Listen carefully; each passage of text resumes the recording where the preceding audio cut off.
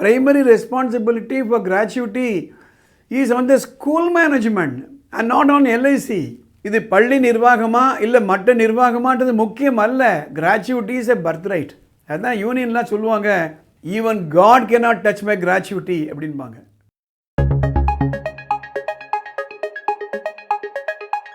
என்னுடைய கிராச்சுவிட்டியை பற்றிய பதிவை பார்த்துட்டு நிறைய டீச்சர்கள்லாம் ஃபோன் பண்ணுறாங்க, வாட்ஸ்அப் மெசேஜ் அனுப்புகிறாங்க, இமெயில் அனுப்புகிறாங்க, நேராகவே நிறைய பேர் வந்து எங்களை பார்க்குறாங்க. இல்லை ஒரே ஒரு விஷயம் நான் சொல்ல விரும்புகிறேன். First of all 31st of August 2022 supreme court judgement டீச்சர்களுக்கெல்லாம் கிராச்சுவிட்டி உண்டு 1997 உண்டுன்ற தகவலே நிறைய பேருக்கு போய் சேரலை. கிட்டத்தட்ட 3 வருஷம் ஆச்சு. இப்போ தான் விழிச்சுக்கிறாங்க.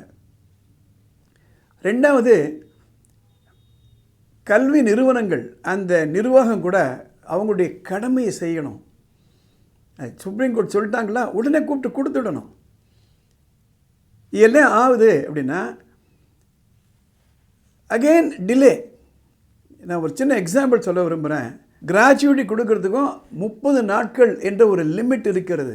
அதுக்குள்ளே அவங்க செட்டில் பண்ணணும்.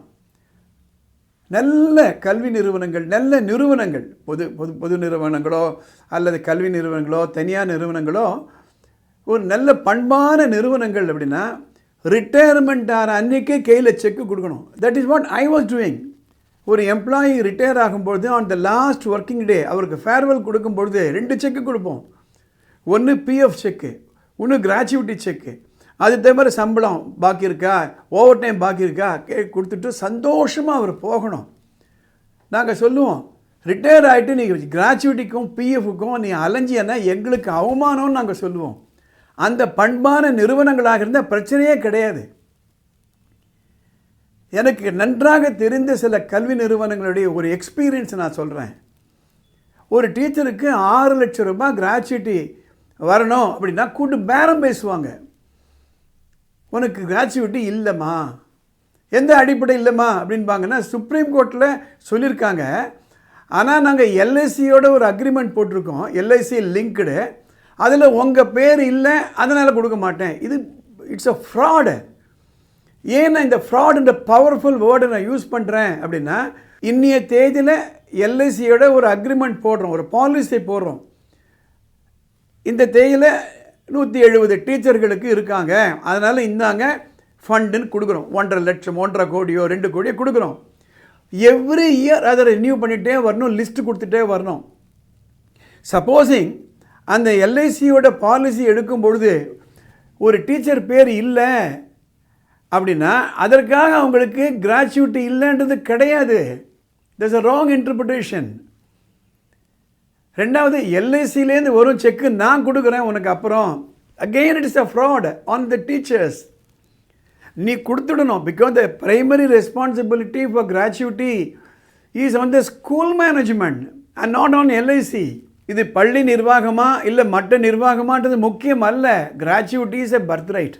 அதுதான் யூனியன்லாம் சொல்லுவாங்க, even God cannot touch my gratuity அப்படின்பாங்க. இரண்டாவது, சில வியாபாரிகள் பள்ளிக்கூடம் நடத்தலாம். I am sorry to use this word. ஆனால் சட்டம் என்ன சொல்லுதுன்னா, கல்வி நிறுவனங்கள் வியாபார நிறுவனங்கள் அல்ல, அது தொண்டு நிறுவனங்கள். ஆனால் ஒரு வியாபாரம் நடத்துகிறாரு, அது என்ன வியாபாரம் இருக்கலாம், இரும்பு கடை வியாபாரம் இருக்கலாம், நகைக்கடை வியாபாரம் இருக்கலாம், வட்டி கடை வியாபாரம் இருக்கலாம், ஏதோ இருக்கலாம். அவர் ஒரு ஸ்கூல் நடத்துகிறாரு. கொஞ்சம் யோசனை பண்ணி பாருங்கள். ஒரு 6 லட்சம் ரூபாய் ஒரு டீச்சருக்கு கொடுக்கணும். அதுபோல் ஒரு 10 பேருக்கு கொடுக்கணும்னா என்னாச்சு, 60 லட்சம். அந்த 60 லட்சத்தை ஒரு வியாபாரத்தில் போட்டார்னா 2 வட்டி. அவர் பான் புரோக்கிங் வச்சுருக்காரோ இல்லை அடகு கடை வச்சுருக்காரோ இல்லை வேறு ஏதான வியாபாரம் வச்சுருக்காரோ 2 வட்டி. அப்போ அது வட்டி இல்லாத கடன் வாங்கின மாதிரி. அதுக்கப்புறம் அந்த அம்மா கோர்ட்டுக்கு போகிறாங்க அப்படின்னா, கிராச்சுவிட்டி அத்தாரிட்டிக்கு போகிறாங்கன்னா 2 வருஷம் இழுக்கடிச்சிடலாம். ஆக 3-4 வருஷம் அந்த 60 லட்சத்தை ரொட்டேட் பண்ணலாம். நான் இந்த பதிவை நான் அனுபவத்தோடு நான் போடுறேன். ஸோ என்ன செய்யணுன்ற சொல்யூஷனை நான் கொடுக்குறேன். ஆடிட் பண்ணணும். தி CEO and DEO should audit. போன வருஷம் உங்கள் பள்ளிக்கூடத்தில் எத்தனை பேர் ரிட்டையர் ஆனாங்க? அவங்களுக்கெல்லாம் கிராச்சுவிட்டி சட்டப்படி கொடுத்தீங்களா? அதே போல் மற்ற நிறுவனங்களாக இருந்தால் அதுக்கு உண்டு அத்தாரிட்டிஸ் இருக்காங்களா இல்லையா? ஃபேக்ட்ரிஸ் எப்படின்னா ஃபேக்ட்ரிஸ் ஆக்ட், அந்த இன்ஸ்பெக்டர்ஸ் வராங்களா இல்லையா? லேபர் இன்ஸ்பெக்டர்ஸ் இருக்காங்களா இல்லையா? அவங்க இன்ஸ்பெக்ட் பண்ணி கேட்கணும், போன வருஷம் எத்தனை பேர் ரிசைக்னேஷன் பண்ணிட்டு போனாங்க, எத்தனை பேர் ரிட்டையர் ஆனாங்க, எத்தனை பேருக்கு கிராச்சுவிட்டி கொடுக்காமல் இருக்கீங்க, ஏன் கொடுக்காமல் இருக்கீங்க? அப்போ பள்ளிக்கூடமாக இருந்தால் அடுத்த வருஷம் ரெனியூ பண்ணக்கூடாது லைசன்ஸை. நிறுவனங்களாக இருந்தால் அடுத்த வருஷம் ஃபேக்ட்ரிஸ் ஆக்ட் ரெனியூ பண்ணக்கூடாது.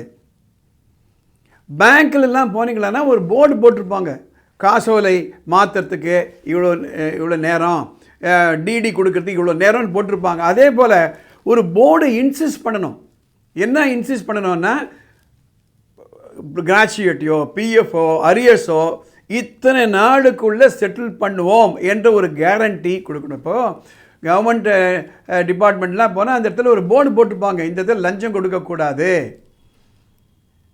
அது ஒரு அவேர்னஸுக்காக ஒவ்வொரு பள்ளிக்கூடத்துலேயும் ஒரு போர்டு இருக்கணும். அந்த போர்டில் கிராச்சுவிட்டி உங்களுக்கு eligible and your gratuity should be settle within 30 days before it became due. நான் இந்த பதிவு நான் எதுக்காக போடுறேன்னா, ஒரு எம்ப்ளாயீஸ் இல்லைன்னா ஃபேக்ட்ரிஸோ நிறுவனங்களோ கிடையாது. அதே போல் தான் டீச்சர்கள் இல்லைன்னா பள்ளிக்கூடங்கள் கிடையாது. என்னதான் பணம் இருந்தோம், என்னதான் பில்டிங் இருந்தாலும், ஏசி ரூம்லேயே நீ கிளாஸ் நடத்தினாலும் ஒரு டீச்சர் இல்லை அப்படின்னா அச்சாணியே அவங்க தான், பள்ளிக்கூடம் விழுந்துடும். ஸோ இந்த நன்றி கடனுக்காகவும் சட்டத்தை அமுல்படுத்தணுன்றதுக்காகவும் gratuity has to be settled immediately. அதுக்காக தான் இந்த பதிவு நான் போடுறேன். உரிமை அறிவோம், சட்டம் தெளிவோம் என்ற இந்த பதிவை வானமே இல்லை அறக்கட்டளையின் சார்பாக நாங்கள் போட்டுட்டு வரோம். இந்த பதிவு உங்கள் நண்பர்களுக்கு ஃப்ரெண்ட்ஸுக்கெல்லாம் பயனுள்ளதாக இருக்கும்னா ஃபார்வர்ட் பண்ணுங்கள், ஷேர் பண்ணுங்கள், இந்த சேனலுக்கு சப்ஸ்கிரைப் பண்ணுங்கள். அடுத்த எபிசோடில் பார்க்கலாம்.